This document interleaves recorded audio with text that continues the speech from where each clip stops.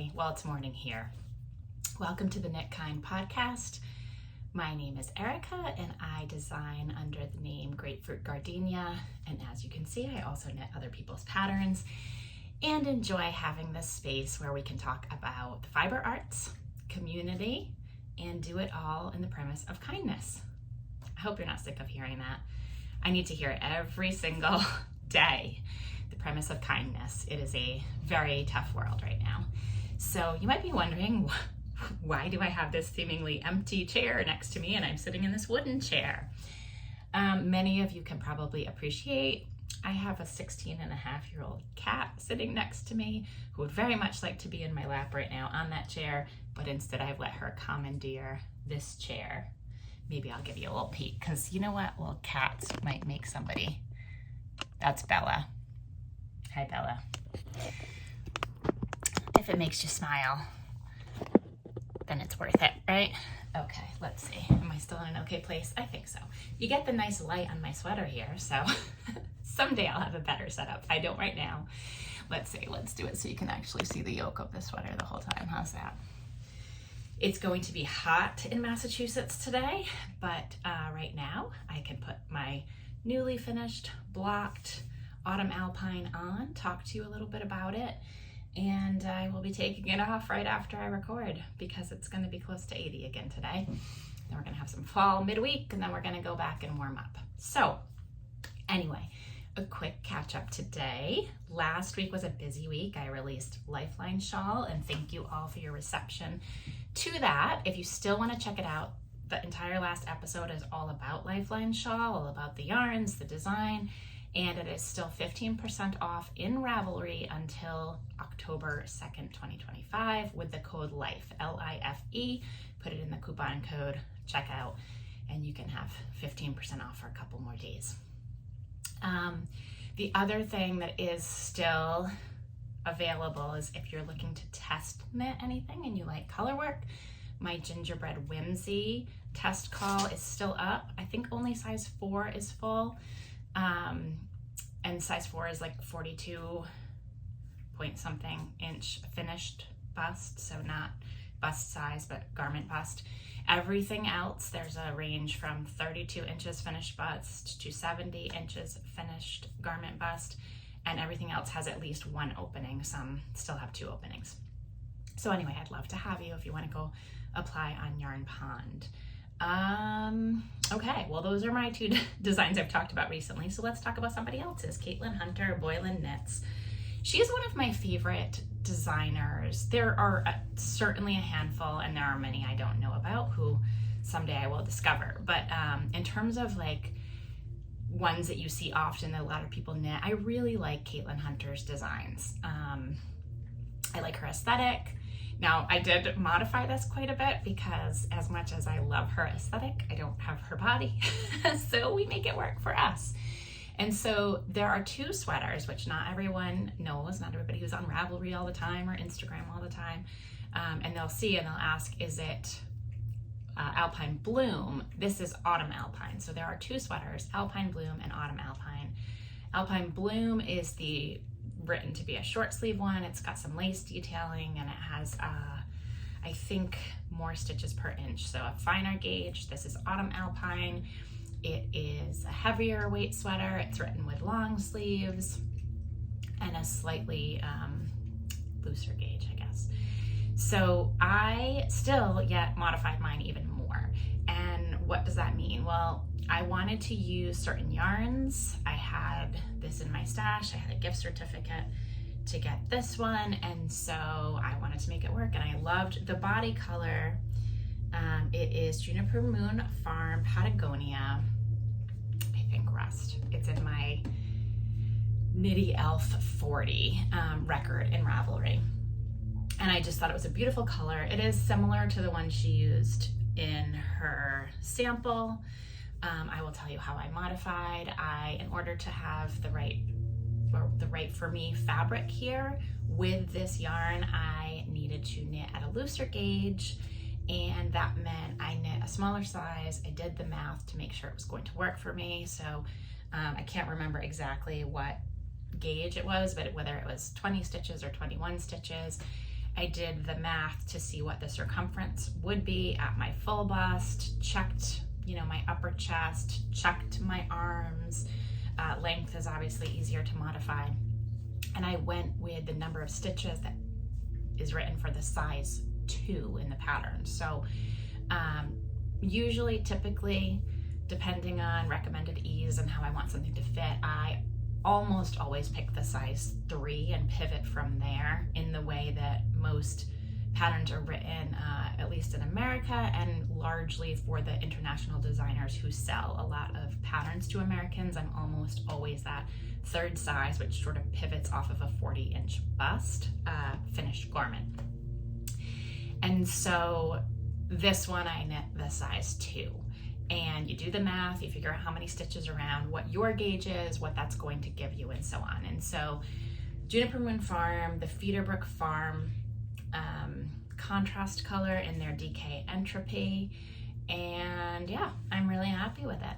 So what else I modified? I have a little bit of a deeper armhole here, which is really a circumstance of gauge, and I was checking as I went. So when I got to the bottom of the flowers, you know, I could have divided for the sleeves there, but I actually don't mind a slightly deeper yoke. As you can see, this is not a swancho, it's not down here, but it's also not right in my armpit, which would be up here.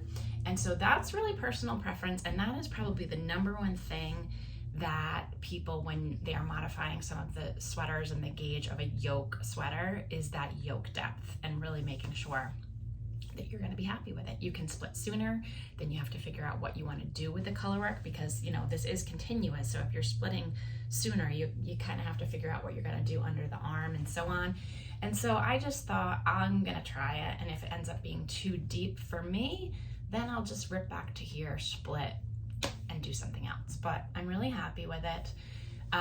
The other thing I modify is the sleeves. So if you can see, my sleeves are plenty loose. It's not what I would call an oversized fit, but it's not snug. So I have short sleeves under here now. I could easily wear long sleeves under here in the colder months. And I did a tapered arm, but with more ease than maybe usual. So this is fabric, my arms here. And so the way the pattern's written, there are no decreases until right before the sleeve, and then it's a rapid decrease. So it's more of the balloon type sleeve that's really popular right now, where it gathers here.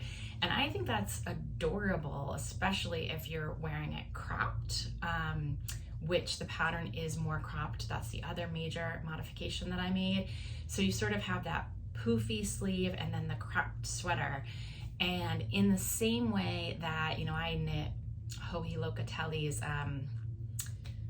lace and fade boxy, I think it was called. In the same way that that's a very boxy sweater with a very tight sleeve, this would be sort of a cute cropped sweater with a balloon sleeve. But since I was making the whole thing more oversized, more of a classic fit, I didn't also want to have the ballooned type sleeves, because I thought that's where, to me, it would start to border feeling like frumpy for my body. So we have all these options and all these choices that as knitters we get to make and modify. So I'm going to stand so you can see this. It does say exactly in my Ravelry project page. I think I added 2 full inches of length. It might have even been 3. Look in my Ravelry page if you want to know, but you don't have my body, so it doesn't really matter. But here is how mine fits at the bottom. Sorry, I just have on housework pants, but here's how it fits. I'll show you from the side. I did do the extra short rows. I like it. In my patterns, my own patterns, I do it, and others, so it just kind of covers your bum. So see this very gentle slope here? That's what it looks like when you do the extra short rows in the back. So I will turn all the way around, you can see. And you can also get a better sense here of how these are still a little bit oversized. I did do 1 extra decrease here, so I did like 4 at the end. Otherwise they were paired going down. And this is how it fits. And it'll be a great one for me. It's so lightweight. I know it looks warm, and I'm sure it will be plenty warm, but it's also extremely lightweight. The Patagonia is woolen spun, lots of air in there. and I just love it. So for everybody who's been watching, I think I cast it on May when I desperately wanted to knit a colorwork sweater, and yet my headspace wasn't in that I wanted to design one, so I made it through the yoke of this one, which was like an appetizer for warm up, and then I did go design Gingerbread Whimsy, and then I came back and finished this. And the other thing when I was picking this pattern that I just loved, it's like, why do you pick patterns? Of course I love this, right? I wouldn't do it if I didn't, but I just love these sleeve details and the hem detail. It's just a little something different. And in my Gingerbread Whimsy, I also did a sleeve detail, not this one. I did corrugated ribbing and I did a little color work here. And it's funny how many people see it and they go, oh, I love this sleeve. And you think, well, you know, whatever it is, it's just something that's a little bit of a distinguishing factor that catches someone's eye, and this caught my eye on this one. So, my finished autumn Alpine. Okay, I'll show you what's on my needles and then talk about a couple of other things, and I think it'll be pretty short today because I'm getting ready for Vermont sheep and wool. So, I was in that space of what to cast on next, and I didn't want to rush anything, and I've been going back and looking at my stash and looking at the things I had queued up in the past or added to my library but didn't knit. And after having coffee last week, was it just last week? Maybe 2 weeks ago, with my friend Kelly, I decided to cast on the Hearthome socks. They are like house socks. They're from Wool and Pine.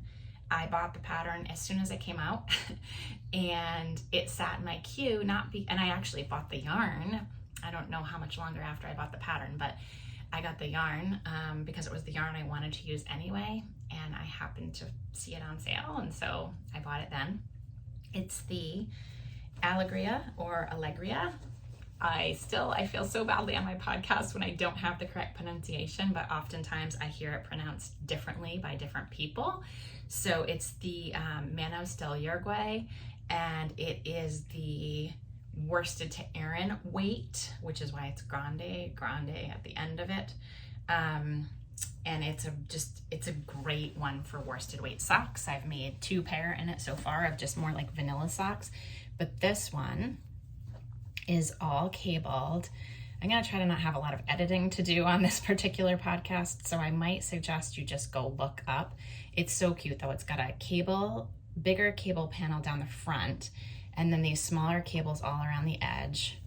They come together in the back, and then you fold this over, and there's an optional eye cord that you do with 2 hanging pom-poms.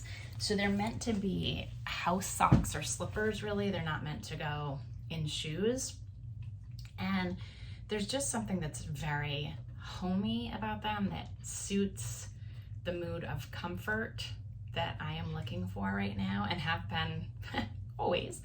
But it was finally time to cast them on because I needed a few portable projects to take with me to Vermont and to New York. And for those of you who I was on a Zoom call with on Saturday, not knowing how the circumference was going to work out, it has worked out fine. Trust the pattern, right? We all know, but also trust your instinct. So double check instinct in pattern and see. What I did is as I knit more ribbing, it did get snugger.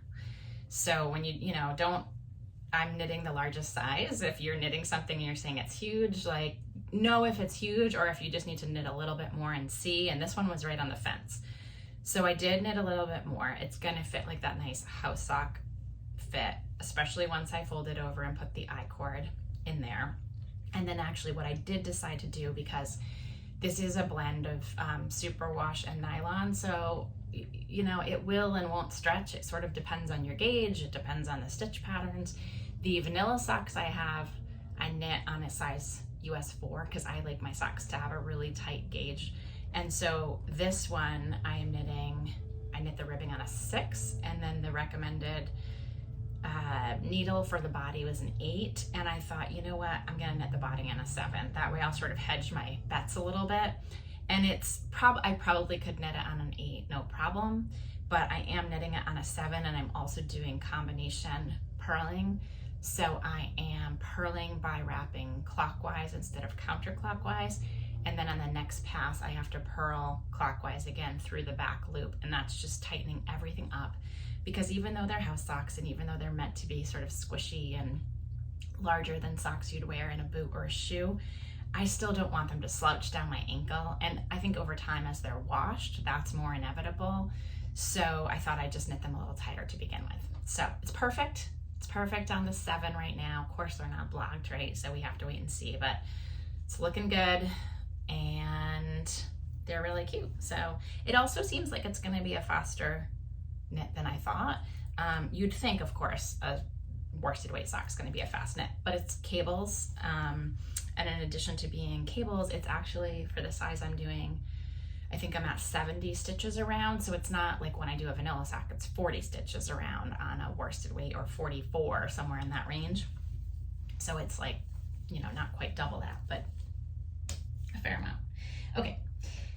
So that's what's finished. That's what's on my needles. That's what I've just released. That's the test call that's out there. And we're only a little over 15 minutes. And I feel pretty good about that. So I'll tell you what else is going on, a couple of recommendations, and a little word about Vermont sheep and wool.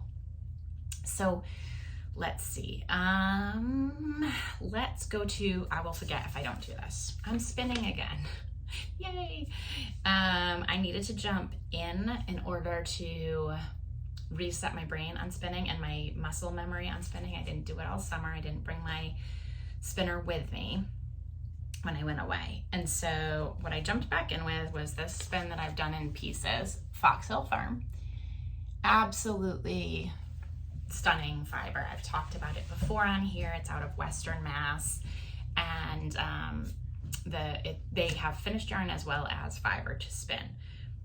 This particular one is 100% Cormo that I'm working on, and it's just a natural like white cream color. I will probably make some 2-ply on itself, and then if I have any left over, I might ply it with a colored yarn. I don't know. But I do want to spend more time with my own hand spun this year, spinning it, doing some fiber prep. Usually I just sit down and I spin. I want to do more intentional fiber prep and just really spend some quality time with fiber. I think in the same vein as the Hearthome socks feel like comfort and something that's there for a deeper, more emotional connection and experience. That's what I want to spend some time making beautiful yarn and then also knitting with it. And so I might end up writing a pattern, but then it kind of crosses over into the work side of things too. So I might just continue to knit other people's patterns with my hand spun. We will see. But that's the Foxhill Farm. It's not really much to show you. I'll show you after I apply it, which hopefully won't be too long. I'm not done with my singles quite yet.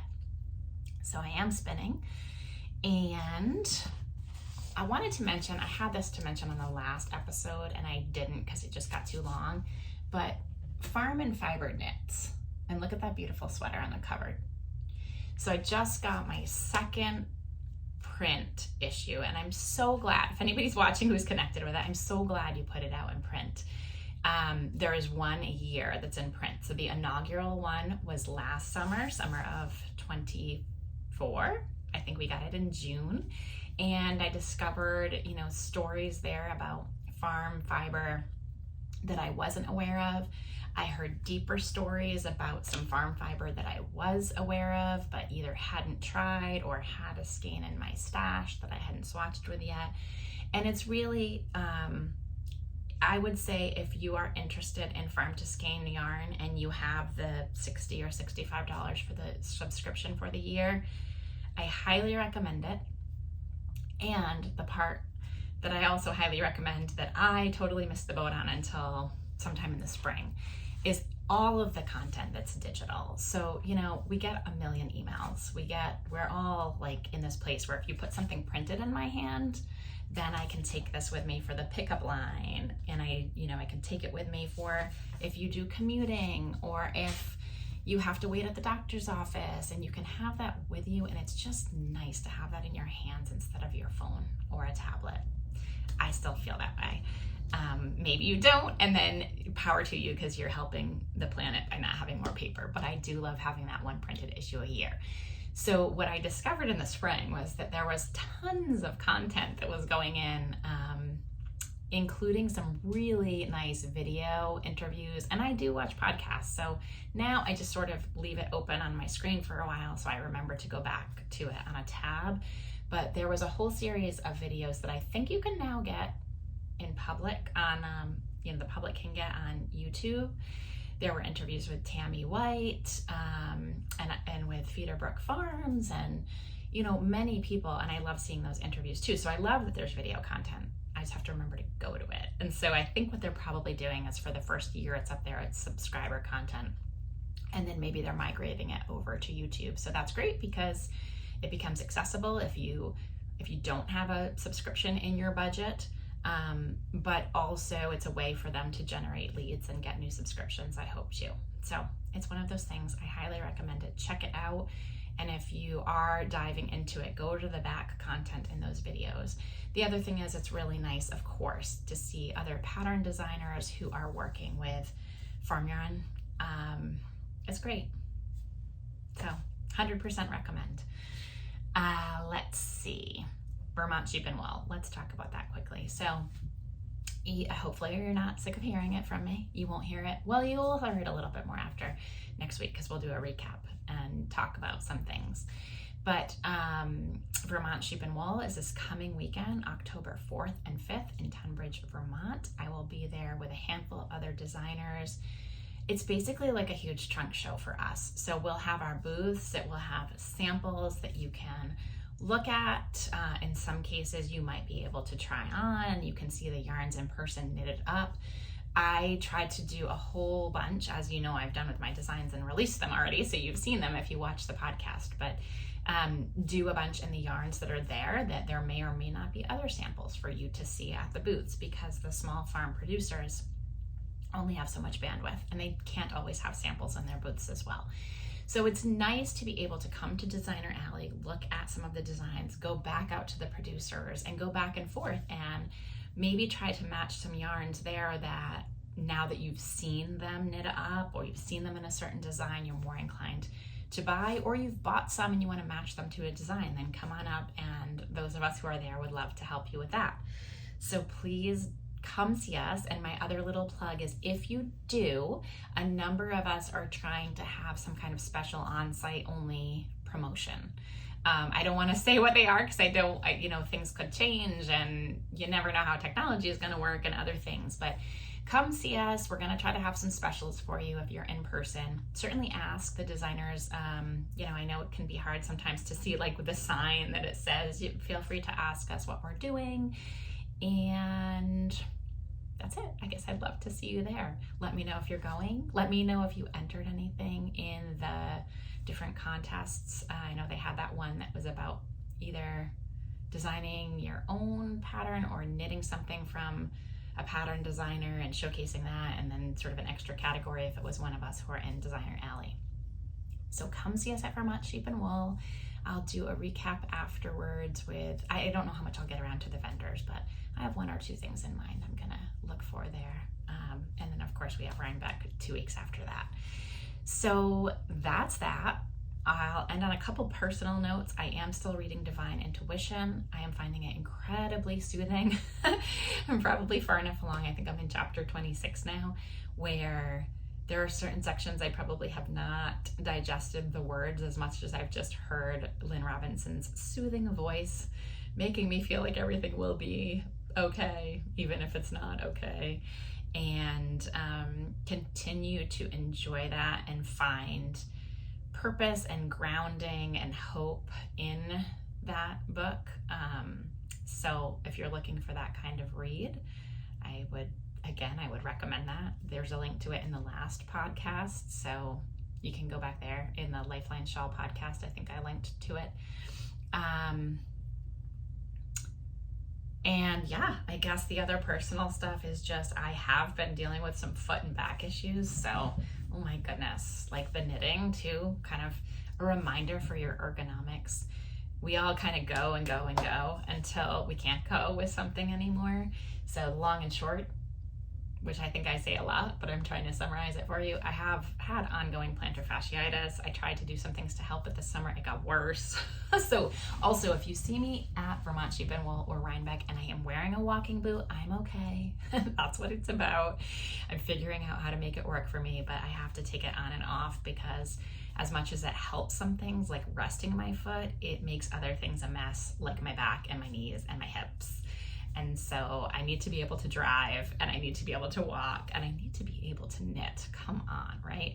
I went for a deep tissue massage last week to try to help with it. And I know to some people that sounds lovely, but it took me 2.5 days to recover from it. And it was great. It is helping me a lot. But my goodness, the noises that came from my back and the fact that I just was praying I was going to get out of there not paralyzed, not making light of it because I was a little concerned with some things going on with my neck. I would say take your ergonomic stretch breaks, stretch your carpal tunnel stuff, stretch your shoulders, stretch your back, move around a little bit. Don't take for granted when you're feeling great, right? So I'll get it all back, and I'll get it all back. I have to start physical therapy after Vermont Sheep and Wool. And who knows, maybe I'll come out with Erika 2.0. I will be better off in the long run, let's hope. And so on that note, I also had my 30th high school reunion a week and a half ago. And maybe this is just, this is personal, unsolicited advice. Take it or leave it. You know, we have those things in life and you debate whether or not to go, whether it's a wedding or a funeral or a high school reunion or a college reunion or a group of old friends getting together or family reunion or whatever it is. And maybe this ties into divine intuition too. If it's really not going to serve you and if it's going to bring up more things that are hard to deal with than not, then I understand. Don't go. I'm not telling you to go against your gut feeling. But if you're on the fence about anything, interacting in person with people is just really good right now, if you can do it, I think. I talked to you about why I'm off of Facebook personally a little bit. If you didn't catch those episodes, you can probably use your imagination. You can also read the book Careless People. That'll give you a good insight. It's not a good place for me personally right now. It is still a good place for me for my small business. And I don't just mean for sales. I mean, for the most part, the interactions with people in the fiber community have been wonderful, have been positive and productive and meaningful. There are some things even within the fiber community that is a bit unproductive, destructive, and I see those and I don't feel good about them, but they're part of it. You can't live in a bubble utopia. So it is still a good place for me to connect with the fiber people, especially people I wouldn't connect with otherwise, but it's not a good place for me to connect with people personally on the whole.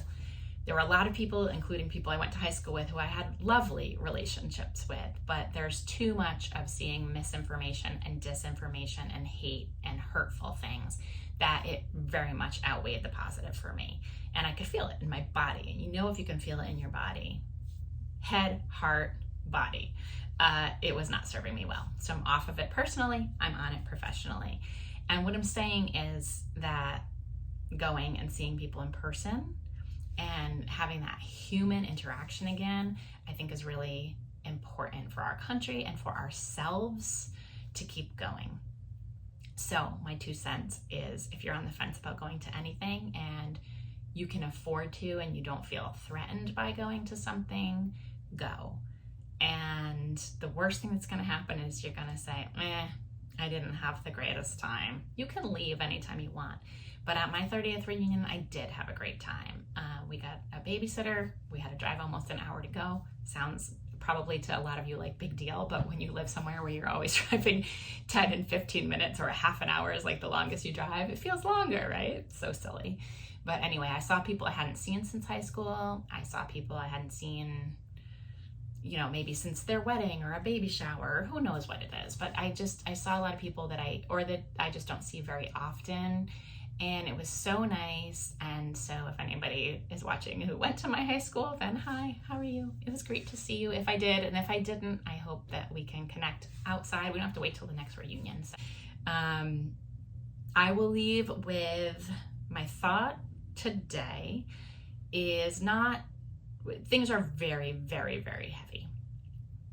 And so I'm not going to get into all of that. If you're here, you're probably trying to tune out a little bit.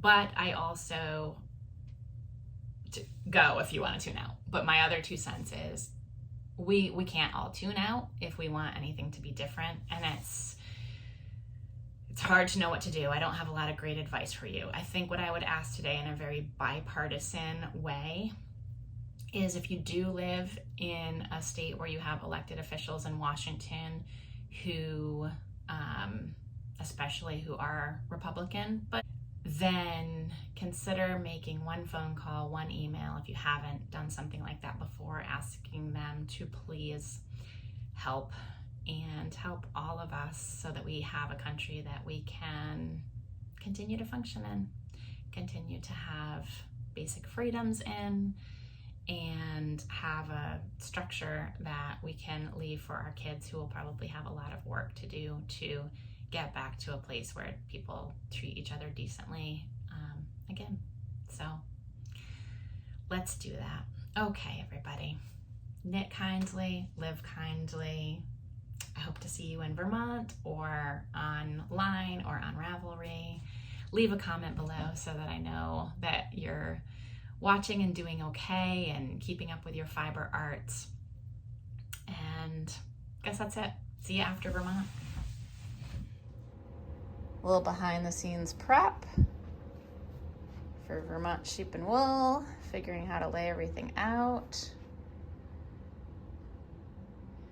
Still figuring it out down here on the ground.